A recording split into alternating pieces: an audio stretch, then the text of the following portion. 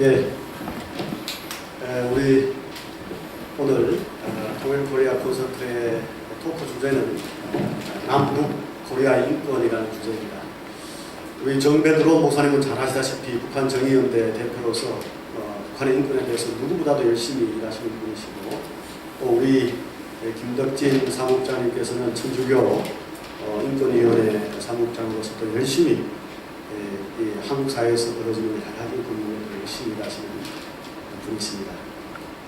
오늘 주제가 한편으로는 남과 북 코리아라고 해서 북한의 인권을 주로 다루지만 그와 연관해서 탈북자 그리고 우리 남한 이런 문제까지 우리가 좀 다루면서 이렇게 좀 진행을 하는 겁니다. 저희들이 시간에 되게 한정이 되어 있어서 크게 한 4가지 정도의 주제를 가지고 오늘 토크 이야기를 하려고 하는데요.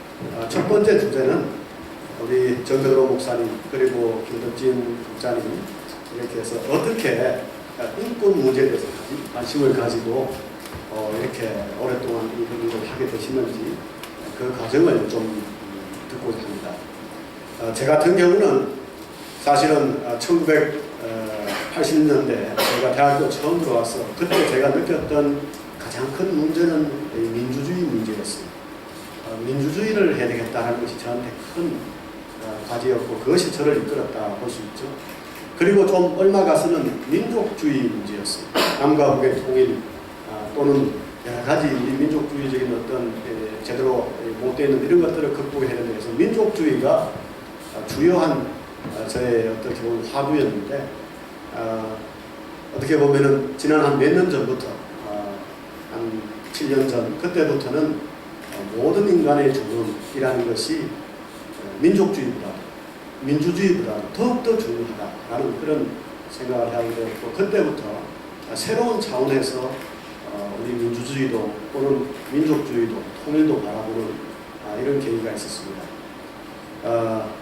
우리 김덕진 국장님 어떻게 해서 인권을 이렇게 관심을 가지고 이렇게 생각하게 되었죠? 네, 저는 그 천주교 인권위원회라는 단체에서 일을 하는데요. 신부는 아니고요. 성당도 잘 안 가요, 사실. 사무실이 명동성당 바로 옆에 있어가지고 일주일 내내 성당 옆으로 가니까 일요일날은 좀 가기 싫어가지고 잘 안 가는 것 같아요. 목사님 드시면 저는 사실 그렇습니다. 저는 천주교 인권위 단체에 들어온 지 13년째 올해가 됐는데요.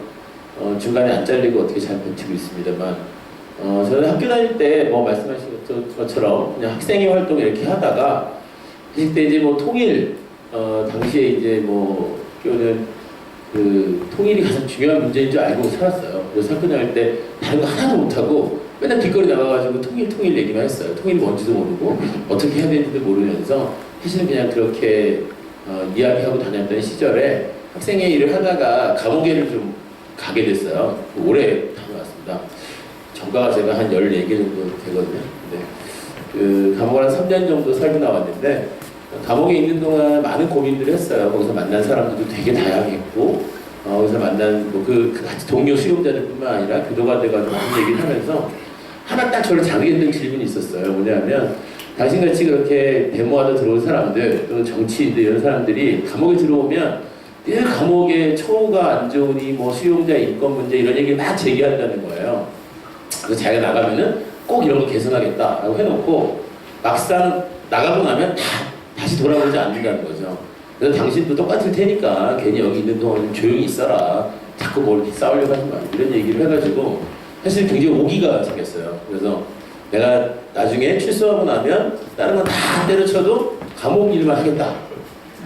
그래가지고 사실은 나와서 천주교 인권위가 한국 감옥의 현실 이런 책도 내고 감옥 관련한 일들을 많이 하는 단체여서 당시에 이제 저희가 감옥을 90년대에 김대중 정권 시절에 제가 수배 생활 1년 감옥 3년 살고 나왔거든요.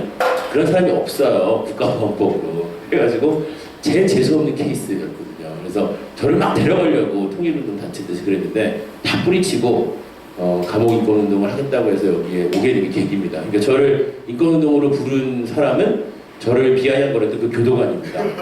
그 교도관을 나중에 제가 그 국가인권위원회 이제 외부 전문가 조사관이 돼가지고 안양교도소에 가서 만났어요. 그래서 제가 조사관으로 갔고 그분은 거기 교도관이었죠. 그래서 너무 고맙다고. 당신 때문에 내가 이렇게 그래도 사람 부시 비슷하게 하면서 살게 됐다고 그렇게 해서 저는 인권을 하게 됐습니다. 네. 네, 좋습니다. 아주 깊은 그런 내용이신데요. 우리 정배도로 목사님 어떻게 이렇게 여러 가지 또 일도 있을 수 있는데 특히나 이렇게 인권 문제 깊이 이렇게 열심히 하고 계시는지 좀 말씀해 뭐 오늘 여기 오는데 무슨 좌우 합작 남북 콘서트다 그러더라고요. 그래서 제가 왼쪽에 앉아있네요 지금. 제가 인권운동을 열심히 한다라고는 생각하지 않습니다. 그냥 어떻게 하다 보니까 여기까지 왔는데 좌우 합작이라는 말은 처음 들어봤어요. 아무튼 뭔가 합작이 되고 또 하나 돼서 북한이나 한반도 안에서 인권 문제가 해결해가는 그러한 어떤 그 일들이 반드시 일어나야 되는데 이 통통 콘서트가 좀 균형 잡히게 잘 됐으면 하는 그런 바람이고요. 저는 뭐 인권 운동가라고는 하지만 제 가슴 속에는 뭐 어떻게 하다가 여기까지 안 하라는 생각을 합니다. 뭐 제가 뭘 하고 있다는 생각도 안 들고 저는 개인적으로 이제 전라도에서 태어났습니다. 광주가 제 또 학교가 있고요. 그리고 이제 그 신학대학을 공부도 못했지만은 주일학교 교사하다가 갔다가 이제 그 수험생 때 계속 주일학교 교사를 하면서 성경 공부 가르치는 것이 재밌어가지고 계속 공부를 하고 싶었는데 이제 계속 그래서 신학대학을 가게 됐다가 그 신학을 하면서 제가 이제 우리 민족에 대한 그런 부분들을 참 많은 설교를 통해서 듣고 그리고 저는 운동가는 아니었습니다. 그런데 그 당시에 이제 386 세대입니다만 굉장히 개인적으로나 또 여론을 통해서 북한에 대한 관심이 되게 많았습니다. 민족에 대한 호기심, 또 북한에 대한 관심. 그래서 저는 무슨 그 투쟁을 하거나 뭐 활동을 하거나 하는 것이 아니라 굉장히 궁금해서 북한에서 그 나오는 조선중앙통신 평양 방송을 몰래 듣고 또 북한의 그 노래도 많이 들었어요. 기억은 안 납니다만 근데 나중에 제가 중국 가서 그 노래를 이제 많이 불렀는데 그러다가 이제 IMF 때에 이제 목사 안수를 받고 솔직히 말씀드리면 국내에서는 도저히 버틸 수 있는 상황이 아니었습니다. 뭐 교회 개척도 하기 힘들고 또 많이 목사님들이 뭐 자살까지 하고 그래서 내가 무슨 참 뭐라고 하여튼 이 땅을 좀 떠나야 되겠다라는 생각이 들어서 중국에 그 당시에 뭐 금모기 운동을 제가 좀 했습니다. 그래서 금을 모아서 돈을 만들어가지고 제 어머니로부터 다 금반지 빼고 그래가지고 중국에 딱 갔는데 중국에 정말 그 도착했을 때 정말 그 중국의 대륙이 그 따스한 그 가슴같이 느껴졌어요. 뭔가 뜻이 있는가 보다 하고 다시 한국에 와서 돈을 또 펀드레이징 해가지고 중국에 가서 이제 유학 생활을 하면서 전국 중국 관련된 그 캠퍼스 사역을 하다가 거기서 탈북자를 만났고 탈북민들을 이제 통해서 같이 살면서 북한의 실제적인 북한 내부의 문제인지 알게 됐습니다. 그래서 우리 김 국장님도 감옥에 뭐 한국에 3년 갔다 왔는데 저는 이제 중국 감옥에 한 1년 반 있었습니다. 네. 제가 듣기로 중국 감옥 1년이 한국 감옥 한 5년 간다고 제가 아마 마음 먹을 거예요. 그 감옥 안에서 갇혀 있는 분들, 특히 한족, 조선족, 외국인, 탈북자 함께 하면서 더 많은 걸 또 느끼게 되고 결국 중국에 추방돼서 한국에 왔는데 한국에 추방돼서 없어 보니까 이건 뭐 인권이라는 부분이 너무너무 많은 부분이 있는데 그 중에 제가 꼭 해야 될 일은 역시 그 북한 인권과 탈북자의 문제입니다. 하나님 가슴에 하나님이 쌓여 주셨고 그래서 그냥 닥치는 대로 탈북자 북한 반대운동 하면서 여기까지 왔습니다. 저는 정배도로 목사님 처음 뵀을 때는 북에서 오신 분인가 이런 생각 좀 많이 했어요. 또 최근에는 우리 북에서 오신 자매님하고 결혼도 하셨고 근데 가끔 영어를 하시는 걸 보니까 참 잘하셔서 야, 영어를 참 잘하시는 분에서 오신 분이구나 이런 생각을 좀 하고 했었는데 중국에서 많이 좀 사셨군요. 아까 여러 어떤 자와 우 이런 이야기도 있었지만 우리나라, 우리 사회에서 하나의 특징이 있습니다. 하나는 뭐냐면 북한 인권을 이야기하시는 분들은 남한 인권을 이야기하잖아요. 그리고 또 역사적으로 보면 남한의 인권 문제라든가 이런 것을 이야기한 또 경력도 별로 없는 분이 많고, 또 한편으로는 남한 인권을 이야기하는 사람들은 북한 인권을 또 이야기하잖아요. 그래서 어떻게 보면 좋게 역할 분담을 했다. 우리는 북한 인권 전문, 남한 인권 전문 이렇게 역할 분담했다고 하면 좋게 볼 수도 있지만 다른 한편은 또 서로가 서로를 막 비난하기도 해요. 그래서 저는 이른바 북한 인권 또는 남한 인권 또는 탈북자 인권 이런 것들을 어떻게 하나로 볼 수 있을까? 그래서 한편으로는 똑같은 하나의 어떤 보편적인 기준과 잣대를 가지고 서로를 한편으로는 존중하면서 또 서로 공통의 목소리를 내는 이런 방법은 없을까? 이런 생각을 저는 많이 했습니다. 이 부분에 대해서 혹시 우리 김 국장님 좀 고민해 보신 적 있나요? 고민 엄청 하죠. 고민 엄청 합니다. 뭐 사무실이나 뭐 어디 이렇게 뭐 글이나 이런 거 썼을 때 항의나 이런 댓글에도 왜 북한 인권 문제는 안 나서고 뭐 밀양에만 가 있냐? 해군기지 반대하러 가지 말고 북한 가고 뭐 김정은한테 얘기해라 이런 댓글을 수없이 받고요. 항의 전화 엄청 받습니다. 근데 저는 고민 많이 하죠. 고민 많이 합니다. 사실은 말씀하신 것처럼 역할 분담을 한 거라면 같이 만나서 얘기해가지고 역할을 나눠야 되는 건데 그런 적이 없어요.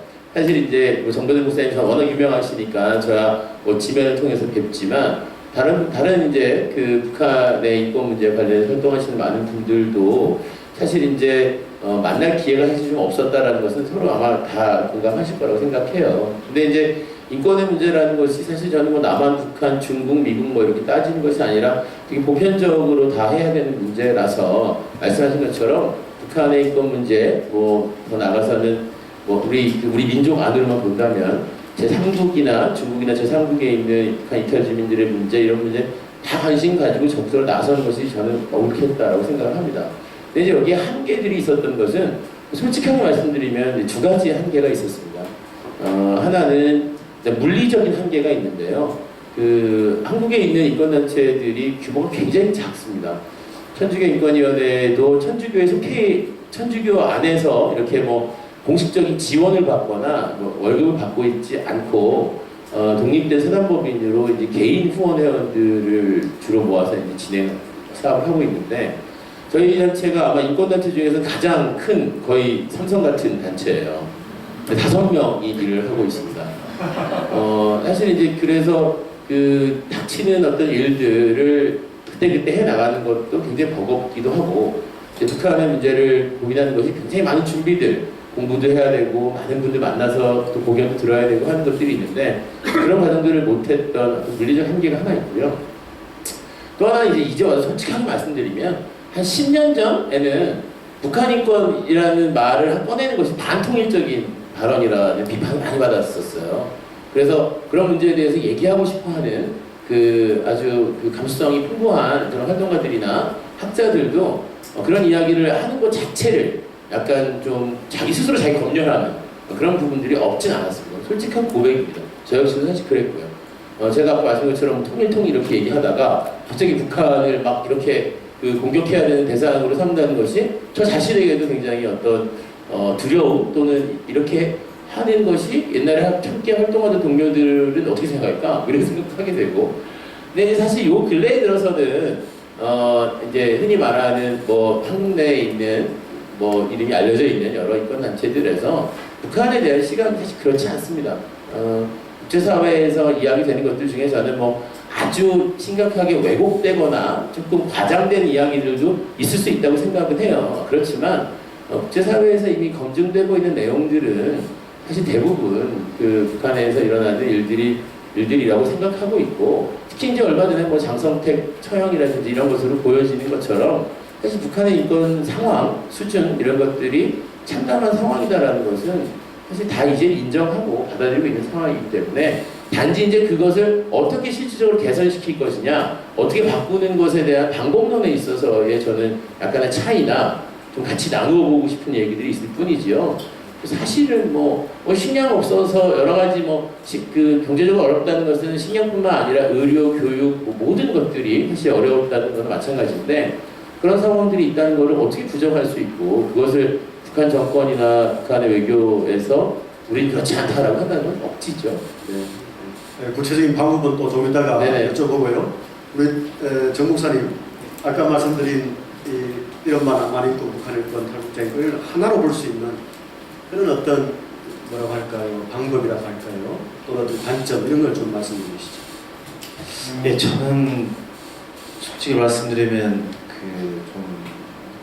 제가 머물러 있는 공간 안에서 가장 심각하고 가장 긴급하고 위기 상황을 이렇게 발런티어 헌신하는 습성이 저에게는 있는 것 같아요. 그래서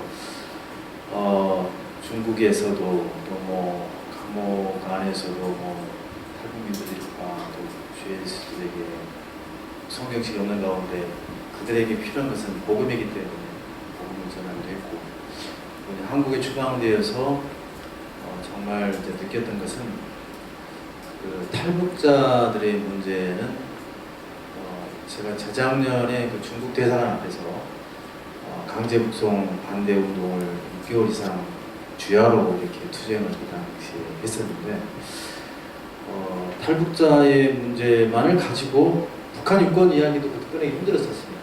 탈북자들의 보편적 가치와 국제 협약에 따라서 정말 처리하고 보호해야 될 의무가 있는 당사국인 대한민국 정부가 정말 외면을 많이 받거든요.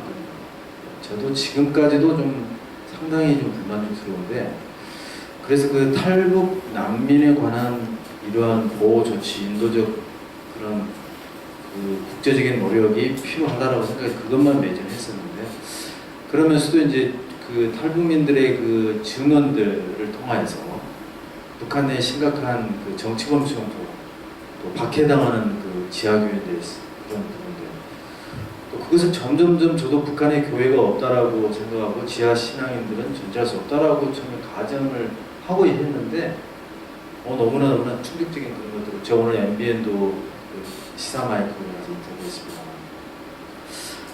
그러면 제가 좀 제게 지금 느끼는 게 뭐냐면 반드시 그 신앙적인 이야기를 떠나서 역사는 반드시 공의롭고 정의로운 편에 선다는 겁니다. 그래서 탈북자들의 인권과 북한 내의 인권의 문제는 한반도 안에서 비록 국민들이나 인민들이나 주민들이 무관심한 할지라도 보편적 가치에 따라서 역사의 흐름에 따라서 이 부분은 반드시 명약 관학이 드러날 게 분명한데 지금 이 타임에서 중요한 건 뭐냐면 한국에 와 있는 26,000명의 탈북민들과 중국 그 땅에 흩어져 있는 탈북민들 그리고 북한에 고통당하는 북한 주민의 인권 이 부분을 어떤 북한 주민들의 입장에서 바라볼 수 있어야 되지만 제가 생각했을 때는 한국 국민과 한국 교회와 한국 사람들이 탈북민이 이 땅에서 살아가야 할 앞으로 미래의 이 땅에서 그들이 어떻게 이 체제와 이 사회에서 다양한 스펙트럼에 적응하고 적용될 수 있는 그런 파운드 멘탈이 될 수 있는가 라는 것에 제가 굉장히 고민을 하고 있습니다. 그래서 한국에 온 탈북민들이 되게 참 외롭고 힘들고 되게 막 좀 혼란스러울 때가 많은데 이런 부분들을 잘 케어하고 세워주고 또 이런 부분을 잘 협력하고 해 나가는 그런 것들이 좀 필요하다 생각을 합니다. 그 가운데 굉장히 한국의 다양한 인권의 부분들이 연결될 수 있다고 생각합니다. 저는 저랑 되게 공감대가 많으신데요?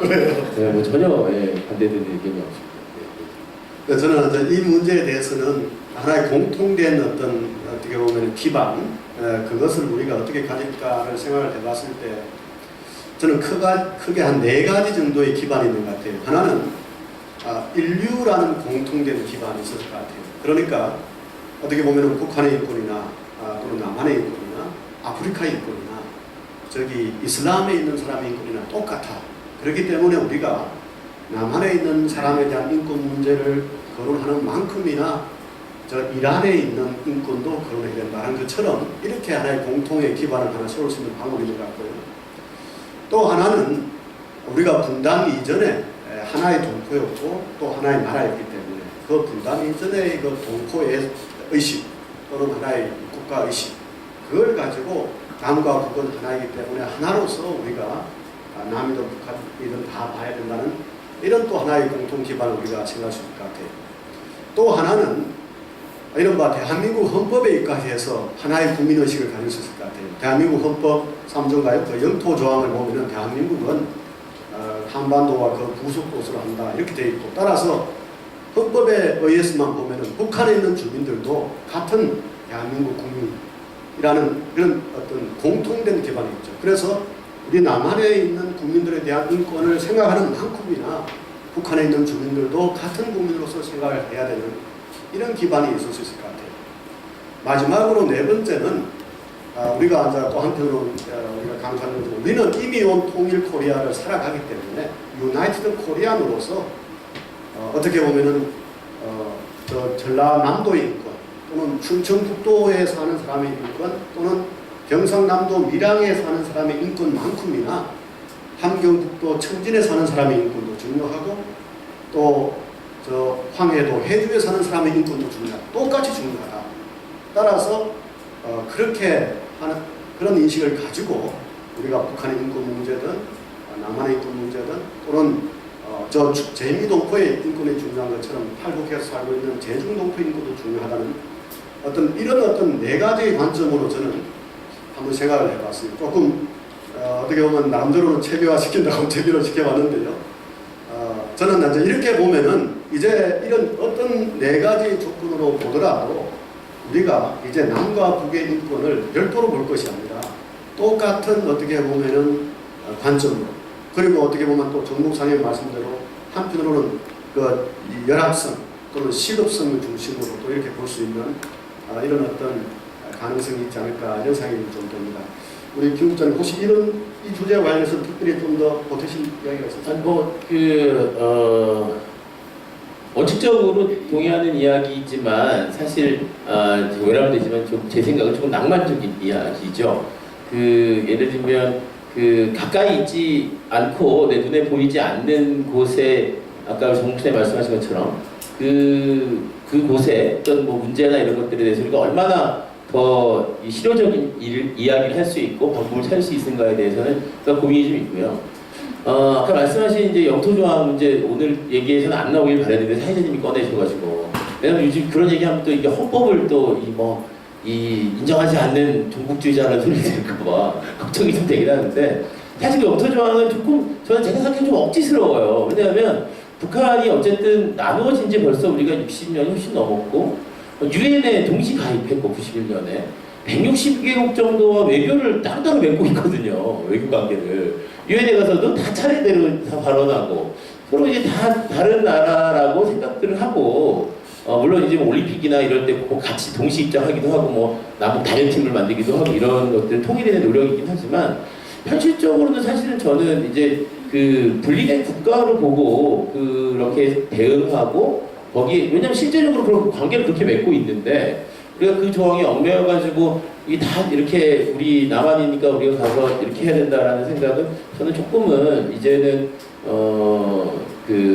조금 억지스럽지 않은가라는 생각을 솔직히 갖고 있습니다. 그래서 그런데 뭐 그렇게 생각하지만 말씀하신 것처럼 저는 아까 이제 우리 정배들 목사님이 아마 저는 그 사안에 대해서 다른 의견일 거라고 생각할지 모르는데 저는 탈북자 북송 문제에 대해서 기본적으로 이렇게 생각해요. 이게 북한 사람이든 남한 사람이든 살고 싶은 곳에서 살 수 있게 해주는 게 인권의 기본입니다.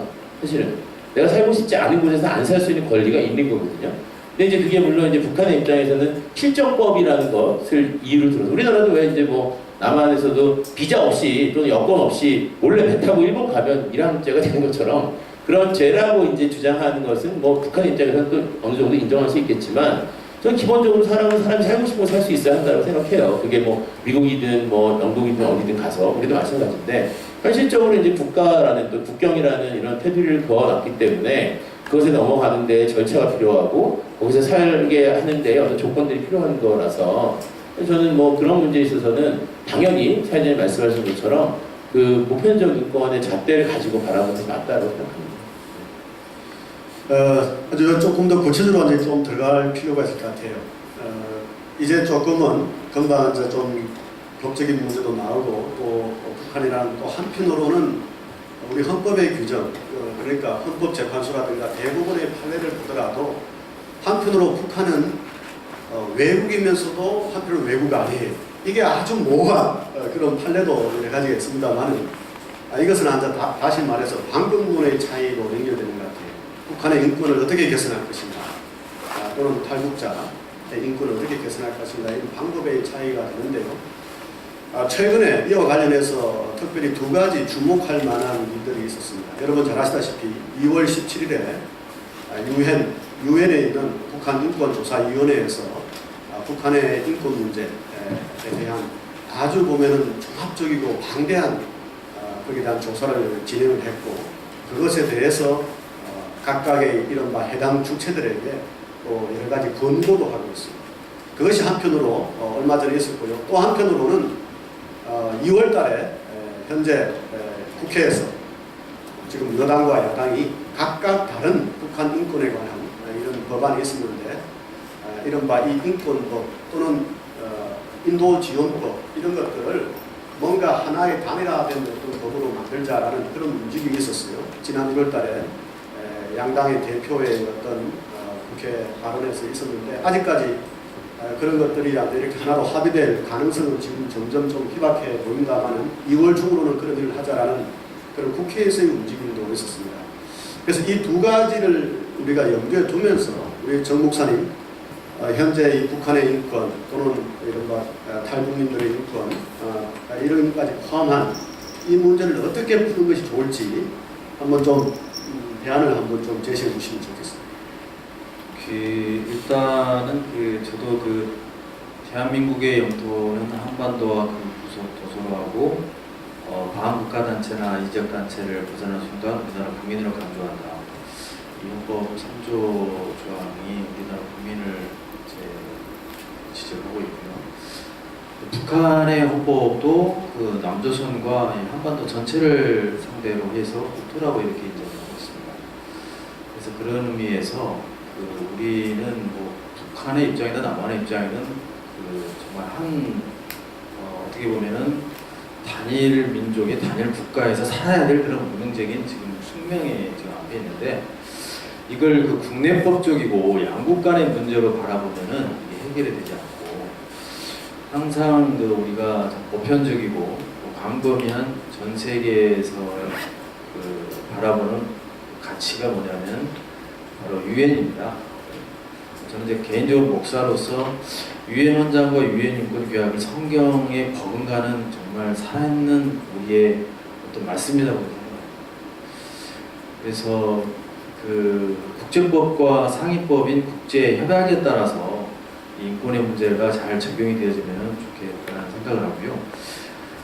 대한민국에서 북한 이탈주민이나 탈북민, 북한 인권에 대해서 굉장히 소극적이고 지금도 굉장히 의지가 없습니다. 제가 봐서 한마디로 야당 대표가 북한 인권법을 처리를 하겠다는 의지 표명이나 여당 대표가 하겠다는 것은 전부 립서비스에 불과하다는 것은 저희들은 경험을 통해서 알고 있는데요. 이런 걸 놔두고 심각하게 우리가 지금 눈여겨봐야 될 게 방금 교수님 말씀하신 것처럼 북한의 광범위하고 조직적이고 끔찍한 이런 인권 침해에 대해서 그동안에 저희 북한 인권 활동가나 단체들이나 탈북민들이 정말 목숨 걸고 15년 이상 이걸 자료화하고 정리하고 국제사회에 알리는 활동을 통해서 이 부분이 이제 국제협약과 국제적인 분위기에 의해서 여기까지 온 겁니다. 이번 이 보고서는 본 보고서가 약 372쪽이고 그리고 거기에서 참 특이한 사항이 뭐냐면 저는 이제 두 가지를 좀 발견했는데 한 가지는 뭐냐면 북한의 300만 명의 이상의 굶어 죽었던 대량 아사 사태 이것은 정말 북한 정권에 의해서 조직적으로 저질러진 이건 대량 멸절에 해당되는 반인도 범죄로 규정을 했습니다. 북한 정권에 의해서 저질렀다. 그리고 두 번째 특이한 건 뭐냐면 그 탈북 난민에 대해서 그 중국 정부의 책임을 강력하게 지금 이야기를 하고 있습니다. 그리고 북한으로 송환하는 것도 위법이고 또 송환된 탈북자들이 보호 책임이 있다라는 것입니다. 그래서 지금 현재 이제 국제사회에서는 그 북한의 이 9가지 유형의 그 분류된 북한의 반인도 문제에 대해서 2월 달에 보고된 것을 3월 달에 이제 그 유엔 인권이사회 25차에서 이제 결의안을 올릴 때 공고안이 북한의 그 정권을 국제형사재판소에 제소한다는 부분이 올라올 것이다. 물론 중국이 거부하리라는 걸 예측을 하고 있습니다. 이렇게 국제사회가 이렇게 움직여지고 있고 정말 이러한 그 발표가 나왔을 때 남아프리카의 보츠와나 국가에서는 북한과의 그 국교를 단절을 하기까지 표명을 했습니다. 정말 그 이러한 분위기가 있는데 정말 대한민국에서는 이 북한 주민의 인권, 북한을 우리 국가라고 인정하고 우리 국민이라고 인정한다면 당장 그 해야 될 게 뭐냐면 긴급 조치를 해야 되거든요. 그러니까 R2P가 뭐냐면 자국민 보호 책임이에요. 그리고 그 나라에 해당되는 국민이 보호받지 못하면 국제사회가 개입하겠다는 거거든요. 그래서 정치권에서 2005년부터 이제 북한 인권법을 제정하려고 했지만 이것이 저는 뭐 여당의 입장이나 야당의 입장 두 개 다 문제가 있다고 생각하고요. 개인적으로 우리 대한민국이 이제 부끄럽지 않는 그런 의회가 되고 또 앞으로 정말 통일을 바라본다면 반드시 그 북한 인권법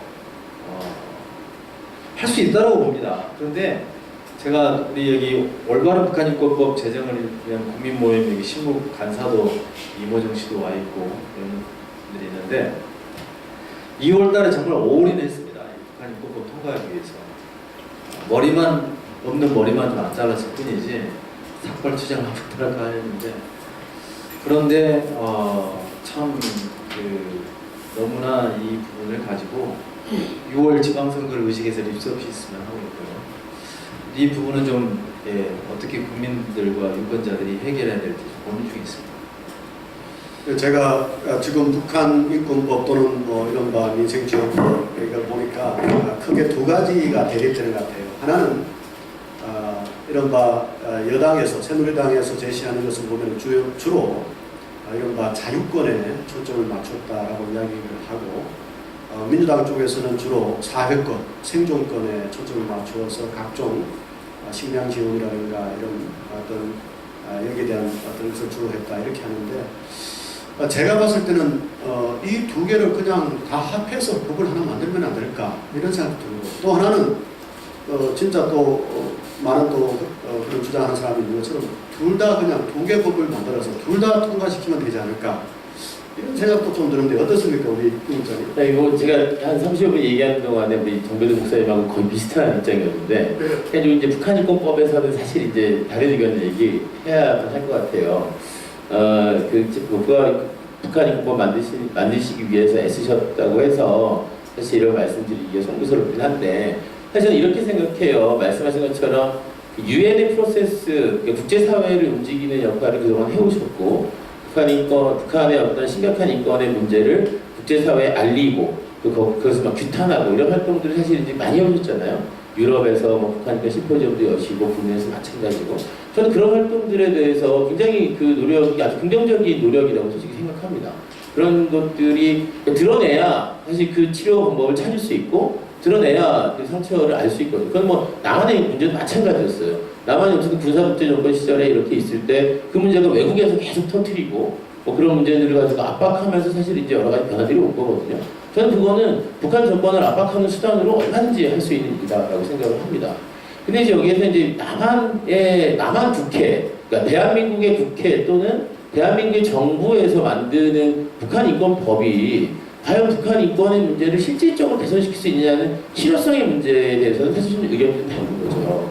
왜냐하면 저는 이 NGO들이 얼마든지 북한 인권 문제를 제시할 수 있고, 이번에 이제 북한 인권 특별조사 위원회 COI라고 하는 그래서 발표한 내용, 사실은 배드로 선생님 말씀하신 것처럼 이제 한국에 와서도 많은 북한 이탈주민들 만나고 가시고 또 이렇게 단체들하고 만났던 걸로 알고 있습니다. 그래서 사실 이제 아쉬움이 하나 있다면, 이제 예를 들면 흔히 말하는 조금 진보 쪽 인권 단체들을 만나고 가지 않으셔서, 우리도 드릴 정보가 많은데 10월 그 연세대 공청회 때 네. 진보 단체도 와서 공청회는 이제 한 거고 별도 따로 만나는 건 아니고 대한변협 인권위원회 정도가 이제 따로 만났죠. 그래서 이제 그런 부분들이 아쉽긴 했지만, 저는 뭐 그 조사가 성실하게 하셨을 테고 방대한 자료들을 모아서 만든 보고서라고 생각하기 때문에 신뢰합니다. 그래서 저는 북한을 그렇게 국제무대로 끌어내야 된다고 생각하는 거예요. 그러니까 UPR 같은 국가별 정례인권 보고 같은 것도 북한이 보고서를 내거든요. 자유권위원회 보고서 냅니다. 뭐 그게 다 뻥일 수도 있고 뭐 구랄 수도 있고 그렇지만 다른 나라들도 다 마찬가지예요. 유엔에 낼 때는 자기 나라 잘한다고 내지 뭐 자기 나라 못하는 거 다 내지 않습니다. 그래서 뭐 그렇게 하겠지만 그 과정에서 많이 권고들을 합니다. 국가들에서. 근데 그렇게 계속 국제무를 끌어내서 그런 압박들을 계속 북한한테 주자라는 거죠. 저는 거기에 동의합니다. 그래서 남한 정부가, 대한민국 정부가 북한 인권 결의안에 찬성하는 것에 대해서도 저는 당연히 그럴 수 있다고 생각합니다. 그런데 대한민국 국회가 북한의 인권을 개선하는 법을 만드는 것은, 제가 그 법을 제정하는데 반대하는 데에는 아까 말씀드린 것처럼 실효성의 문제가 있고 정치적인 어떤 의도를 비춰질 가능성이 높다라는 거죠. 실질적으로 북한의 인권 문제를 개선할 수 있는 방법이 없다고 저는 생각하는 거예요. 말씀하신 긴급조치 어떻게 합니까? 군사력을 동원해서 북한을 올라가서 북한의 민들을 해방시켜야 되는가요? 그런 것들이 사실 비극적인 결과를 초래해 왔다는 것은 뭐 이라크라든지 여러 사례들에서 볼 수 있고, 근데 일각에서 주장하는 것처럼 시리아나 우크라이나 이런 데도 지금 인권 침해 문제가 심하니까 북한 인권법 만들려고 주장하려면 시리아 인권법도 만들어라, 이런 건 저는 사실 좀 그냥 말장난처럼 하시는 거라고 생각해요. 그건 뭐 의미 없는 얘기고요. 북한 인권 문제에 대해서 남한의 정부나 남한의 국회가 할 수 있는 일이 있다면, 그것은 저는 유엔을 통해서, 유엔 안에서 그 문제들을 개선할 수 있도록 권고하고 계속 함께 요청하는 일들이 필요할 거라고 생각합니다. 북한 인권법에 나와 있는 북한 인권 기록 보존소라든지 북한 인권 침해 신고센터 같은 것들은 사실 이미 국가인권위원회에 설치되어 있고요. 뭐 신고 수도 좀 적고 뭐 그렇긴 하지만, 그 다음에 이미 통일연구원 안에 북한인권 정보센터라는 게 1996년부터 만들어져가지고 책도 많이 내고 왕성한 활동을 하고 있습니다. 저는 그래서 이것이 오히려 북한인권법을 대한민국에서 만드는 것이, 물론 미국이나 일본도 이미 만들었습니다만, 대한민국 국회와 정부에서 북한인권법을 제정하는 것이 남북관계뿐만 아니라 실질적인 이 개선의 어떤 방안이 되지 않다고 보기 때문에, 저는 이 북한 인권 문제를 계속 국제사회를 끌어내서 좀 국제사회 압력으로 해결하자, 이런 방안을 저는 갖고 있는 거죠. 제가 이제 좀 부드러워서 말씀드리거나 좀 다른 의견이 뭐냐면, 북한 인권법이 이제 주로 4가지 사항인데, 우리나라 북한 인권법은 상당히 처음에 2005년도에 이제 김문수 현 지사가 발의했을 때 내용하고 그 당시에 인권 단체가 추진했던 내용하고 완전히 많이 빠진 게 있습니다. 제가 미국의 북한 인권법도 다 봤습니다만 미국의 북한 인권법 그대로 하자는 건 아닙니다. 그런데 미국의 북한 인권법의 스트럭처는 뭐냐면, 어떤 국제사회와 국제 어떤 협약과 어떤 분명한 어떤 로우 안에서 북한의 인권의 문제를 이렇게 정렬을 해놓고 있습니다. 그리고 미국의 헌법 정신에 따라서, 인도주의 가치에 따라서 정말 북한 주민의 입장도 잘 북한 인권법 안에 반영이 되어 있다는 걸 알게 됐습니다. 심지어는 탈북 난민에 대한 입장도 중국 정부에 강력하게 공부하고 촉구하는 내용도 담겨 있고, 동남아나 제3국에 있는 탈북민들의 스테이투스 입시에 대해서도 굉장히 잘 규명을 하고 있습니다. 그런데 대한민국이 추진하고 있는 북한 인권법은 상당히 너무 형식적인 게 참 많아요. 솔직히 말씀드리면 어떤 우리나라의 헌법적 가치, 국제의 어떤 보편적인 어떤 정당성, 이런 것들이 좀 담겨 있어야 되는데 그런 것이 좀 결여되어 있습니다. 그래서 그럼에도 불구하고 이 법안을 왜 이제 해야 되냐면, 우리 좀 전에 국장님이 말씀하셨지만 북한인권법 새누리당에서 지금 발의하고 있는 이제 주요 내용이 4가지가 있고 민주당이 지금 추진하고 있는 게 북한 민생인권법이 이름만 바꿔서 북한인권민생법으로 이제 돼 있어요. 제가 다 읽어봤는데 민주당 쪽에서 계속 여루당 때는 뭐 이런 말 하지도 않았어요. 그런데 이제 북한 인권민생법이라는 이름을 바꿔가지고 그 내용 5개 법안을 봤는데 그 윤우덕, 심재권, 또 정청래 또 이런 분들이 이제 힘을 봤습니다. 근데 거의 새누리당의 법안도 굉장히 참 허술한 게 많지만 민주당이 추진하는 그 인도적 거의 뭐 북한의 그 사회 그 자유권이나 이런 어떤 그 규약의 어떤 내용이 아니에요. 인도적 지원과 생존에 관한 법으로 거의 북한을 그냥 지원하고 북한에 협력해야 된다는 그런 내용으로 너무너무 허술한 겁니다. 근데 이 법을 그러면 민주당도 북한 인권 민생법 하지 않아도 이미 뭐 교수님도 아시겠지만 이미 남북 교류 협력에 관한 법, 남북 발전에 관한 법이 있어요. 그 남북 관계가 좋아지면 얼마든지 법 없어도 할 수 있는 것을 왜 그러면 민주당은 굳이 그걸 만드느냐? 저희들이 봤을 때는 제 경험으로는 분명히 민주당은 소위 말하면 자꾸 제가 정치적인 색깔이나 용어를 안 쓰려고 하는데 새누리당이 자꾸 보수적이고 어떤 뭐랄까 정통적인 유권자들에 대한 어떤 표심이 있기 때문에 민주당도 우클릭을 하면서 이러한 여러 가지 성향들을 허용하려고 하는 어떤 그런 적체가 있는 것 같습니다. 뭐 그런다 하더라도 법을 제대로 이제 제안하면 좋은데 이제 그건 놔두고 새누리당이 그러면 제안하고 있는 그 주요 4개 골자가 있습니다. 북한 뭐 인권재단과 북한 인권자문위원회를 두고 그리고 북한 인권 기록보존소를 설치하고 북한 인권 대사를 두고 그다음 북한 인권 단체 지원과 활동가 지원인데 솔직히 제 개인적으로는 이 4가지 다 없어도 우리 단체들 정부 지원 하나도 안 받고 지금까지 해왔고 뭐 할 거 다 하고 있습니다. 그리고 이번에 우리 올바른 북한 인권법을 위한 시민 모임이 제안하고 있는 법안은 북한 인권 재단 없으면 좋겠다고 제안했고요. 신윤조, 황진아 그리고 윤상현 등 4분 조명철, 이인재 의원 이렇게 했는데 북한 인권 재단 설치 반대하는 의원이 이제 시민조 의원이었어요. 시민조 의원을 저희들은 이제 받아들인 거예요. 시민단체들은. 왜? 북한 인권 재단 했다가는 지금 현재 한국에 있는 남한에 와 있는 북한 이탈 주민을 위한 북한 이탈 주민 재단에 관한 법이 있어요. 북한 이탈 주민 지원법이 있습니다. 작년에 국정감사에서 뭐가 드러나왔어요? 소위 200억 이상이 되는 그 예산이 그 재단에 무슨 직원들 월급 줄 때 다 나오고 프로젝트 그리고 실제로 이 북한 이탈 주민들에 대한 어떤 실제적인 노력이 없다는 겁니다. 그래서 이번에 정옥임 의원이 재단 이상에 기대를 하고 있는데 한국에 와 있는 탈북민들에 대한 인도적 지원과 생존에 대해서 제대로 되지도 않았는데 북한 인권 재단 해가지고 또 무슨 퇴직 자리 하나 뭐 마련해 주는 걸 보니까 우리 반대했다고요. 네.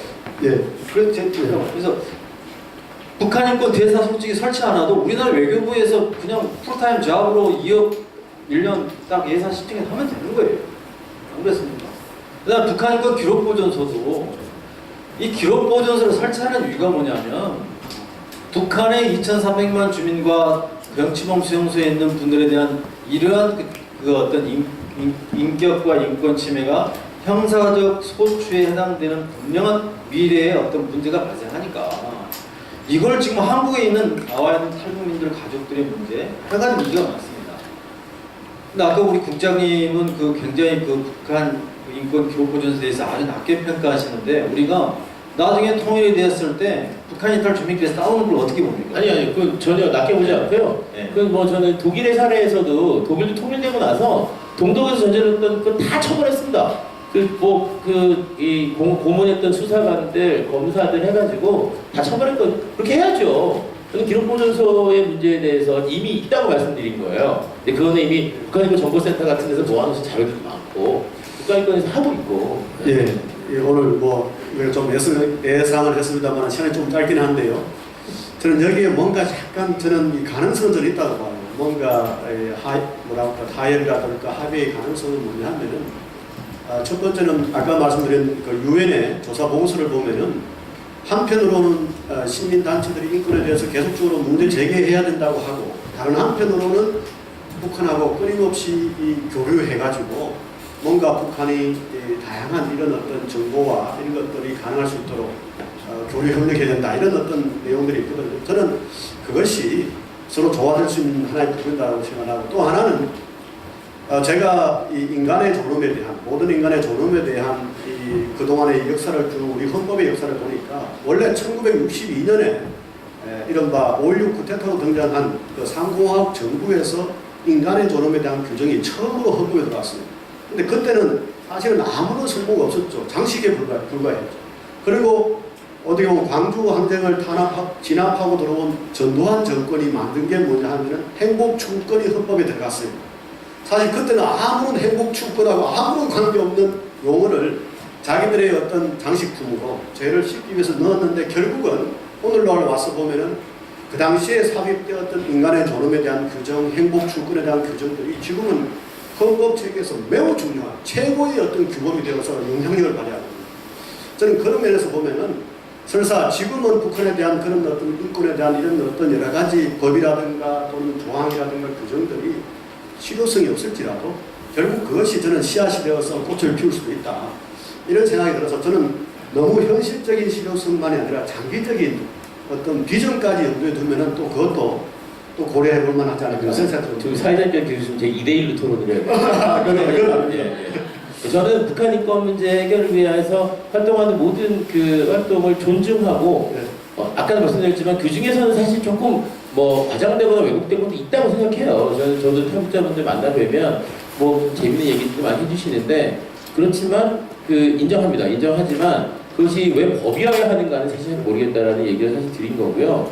저는 뭐 말씀하신 것처럼 아까도 그런 공간이 없다고 했는데 오늘 어쨌든 이렇게 인연을 맺게 돼서 그래서 그 올바른 북한인권법 그 만들어 놓으신 안도 좀 보고 싶고 공부도 하고 싶고 그래서 더 많은 기회에서 이런 얘기들을 좀 확실하게 할 수 있다면 저는 되게 좋을 거라는 생각이 사실 좀 들고요. 사실 그 이제 제네바나 이런 데 이제 북한인권 관련한 것들이 안건이 상정되면 이제 북한인권 단체들이 많이 가세요.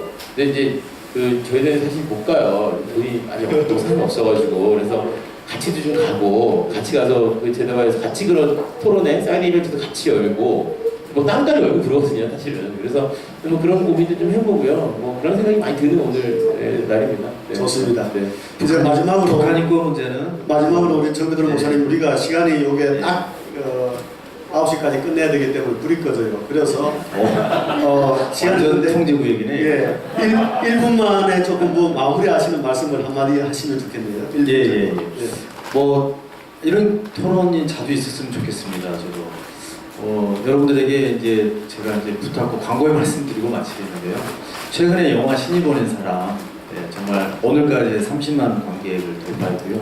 제가 이 영화를 이제 제작 후반 부분부터 많이 협력을 하고 있습니다만 이 부분을 이제 국제사회에 알리기 위해서 한국에 있는 외신 기자들과 각 대사관들을 초청을 해서 3월 6일날 이제 메가박스에서 하게 되는데 이 영화를 제가 어젯밤까지 김진무 감독과 함께 2번을 상영 토론했는데 정말 잘 만들었습니다. 보면 볼수록 북한의 전체적인 분위기를 알 수 있고 굉장히 그 미닝이 굉장히 강합니다. 그래서 보지 않고 한 번 보고 평가할 수 있는 영화가 아니기 때문에 여러분이 영화 신이 보는 사람 꼭 오늘 밤이라도 꼭 한 번씩 보고 다음 토론에는 꼭 보신 분들과 함께 토론을 해봤으면 좋겠습니다. 네, 좋습니다. 우리 김 국장님. 아니 어떻게 그 영화 크로싱보다는 훨씬 잘 만들었나요? 어떻게? 크로싱 공연이 60만이었는데 네. 마이크 대고 하세요. 북한의 전체적인 그 분위기가 아주 잘 드러나 있어요. 저는 신입 사람 꼭 볼 거고요. 사실 저는 이제 보시기에 또 하나의 가족, 또 하나의 약속 그 영화 이제 계속 개입하고 있었는데 신입 사람 딱 튀어나와가지고 수명씩 훅 떨어졌어요. 그래갖고 라이벌 영화를 생각하고 있었는데 저도 꼭 보러 갈게요. 그리고 한 가지 더 볼 영화는 그 집으로 가는 길 영화 그 정말 추천합니다. 우리나라 제가 꼭 외교하고 관계가 되는데 굉장히 잘 만들었어요. 외교부랑 감정이 안 좋게 굉장히 잘 만들었어요. 네, 저는 그 마지막으로 드리고 싶은 말씀은 사실 이런 겁니다. 그 남한과 북한의 남한에도 인권 문제 없다고 말할 수가 없어요. 근데 이제 저는 남북 관계가 안 좋아지고 경직될 때마다 항상 어떤 일이 생겼냐면 그 남한이 사회가 경직돼요. 더 통제하게 되고 더 억압하는 것이 전통적 역사에서 거의 증명되고 있는 거거든요. 사실 그래서 저는 남북 관계가 좋아져야 남한 사람들도 편하게 살 수 있다라고 생각을 진심으로 합니다. 그래서 남북 관계 개선이 가장 필요하다고 생각을 하고요. 저는 인권의 문제 아까 보편적인 문제라고 생각했기 때문에 저는 그 제안을 이렇게 하고 싶어요. 이번에 COI에서도 이제 여러 가지 제안이 공고들이 나왔는데, 자, 이런 아이러니인 거죠. 그 장성태 공개 처형한 것에 대해서 막 비판하시는 분들이 이석기 재판을 가가지고는 이석기 사형시키라고 막 해요. 예를 들면 이건 인권의 규제에서 보면 굉장히 모순된 주장이라는 거죠. 그러니까 북한도 사형제도 폐지하고 남한도 사형제도 없애자, 이런 식의 논의가 인권적인 논의라고 저는 생각하는 거예요. 남한의 국가보안법을 개정하거나 없애고 북한의 노동당 규약 개정하자. 그리고 남한도 구금시설이나 이런 데에서 국제기준 맞춰가지고 감옥들 이렇게 하고 있으니 너희들 정치범 수용소나 노동교화소도 이런 규정, 이런 그 최소한의 이런 기준에 맞춰라. 이런 식의 논의가 인권적인 대화라고 저는 생각해요. 그래서 니네들이 이렇게 못하니까 다 나쁜 놈들, 다 물론 나중에 그 책임 있는 사람들은 반드시 책임을 물어야 됩니다. 이거는 뭐 그 시간이 흘러서 뭐 예를 들면 유고라든지 이런 데 전범재판소나 형사재판소에 다 처벌을 이미 받았잖아요. 좀 역할 분담을 하면 될 것 같아요. 정부 역할은 정부 역할로 하고 국회 역할은 국회, NGO는 NGO 이렇게 다양하게 하면서 아까 김지방 우리 기자님 말씀대로 서로 웃을 수 있다면 마찬가지로 누군가 그런 말을 했는 것 같아요. 인권의 개선은 인권적인 방법으로 해야 됩니다. 인권의 개선을 폭력적인 방법으로 인권을 개선한다는 것은 저는 말이 안 된다고. 북한의 인권을 이야기하면서 우리 내부에서는 폭력을 행사한다. 그리고 북한의 인권의 개선을 이야기하면서 우리 안에서는 모든 사람이 존엄하다는 그것을 무시하고 상대방은 완전히 죽여야 될 대상으로만 보고 그렇게 색칠을 한다면 그건 역시나 결국은 인권이 목적이 아니라 수단화되는, 정치적 수단화되는 이런 결과가 있지 않을까 싶습니다. 따라서 저는 마무리하면서 결국 인권이라는 것은 그 자체의 근본으로 보면 모든 인간은 존엄하다. 따라서 존엄하게 살 권리와 의무가 있다는 그 규정이 있거든요. 우리가 한 사람 한 사람 모든 사람을 존엄하게 보기 시작할 때 웃을 수가 있고 그리고 그 사람들의 생활을 개선시키기 위한 다양한 일들을 할 수 있지 않을까 이런 생각합니다. 오늘 이렇게 짧은 시간에 우리가 아주 농밀한 이야기를 했는데요. 우리나라에서 최고의 전문가 같습니다. 우리 김덕진 국장님, 정재로 목사님 이렇게 참석해 주셔서 고맙고 끝까지 이렇게 참석해 주신 우리 방청객 여러분, 참가자 여러분께 감사드립니다. 네, 감사드립니다. 네, 고맙습니다.